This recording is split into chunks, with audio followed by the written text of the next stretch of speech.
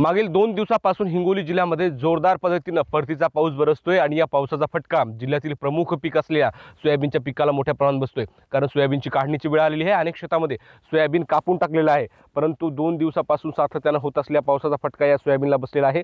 मी हिंगोली जिल्ह्यातील सावळी गावाच्या शेतशिवारामध्ये आहे आणि या ठिकाणी शेतकरी आघाव यांचं हे शेत आहे। या शेतामध्ये आपण बघू शकता सोयाबीनची कापणी केलेली आहे।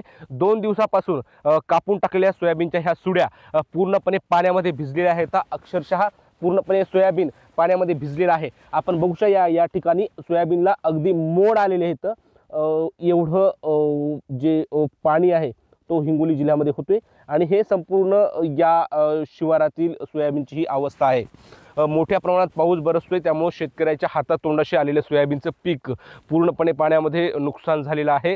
अगोदरच झालेल्या अतिमुसळधार झालेल्या पावसामुळे शेतकऱ्यांना जी अग्रिमी जाहीर केली ती मदत अजून शेतकऱ्यांना मिळाली नाही आणि त्यानंतर आता अशा पद्धतीनं सोयाबीनच्या पिकाचं मोठ्या प्रमाणात नुकसान झालेलं आहे।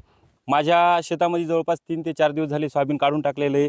दररोज दुपारी 2 वाजता मुसळधार अशा ठिकाणी पाऊस येत आहे, त्यामुळे सोयाबीन कापणी केलेली आहे त्या आणि जमासुद्धा करता येणं झालं आहे आणि माझं भरपूर प्रमाणात नुकसान झालं आहे। जवळपास 3 एकरामध्ये माझा 80 ते 90 हजार रुपये खर्च झालेला आहे। तो सुद्धा आता यावर्षी वसूल होईल याची सुद्धा गॅरंटी नाही। सरकारने या पहिलेच 2 तारखेला या महिन्यात 2 तारखेला पाऊस पडल्यामुळं दुष्काळी जाहीर केली होती आणि मदत देतो म्हणून सांगितलं होतं। आत्तापर्यंत आम्हाला एका शेतकऱ्याला मदत मिळाली नाही आणि त्यातच हा एक संकट आलेलं आहे।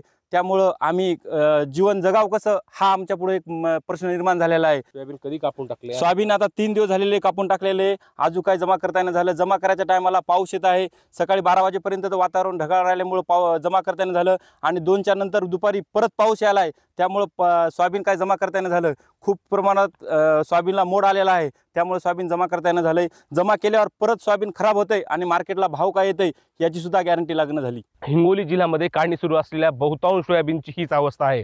त्यामुळं आता या संपूर्ण नुकसानीची दखल सरकार कशा पद्धतीने घेते हे बघणं महत्त्वाचं आहे। कॅमेरा पर्सन आकाश माधव दिपके, एबीपी माझा, सावळी, हिंगोली।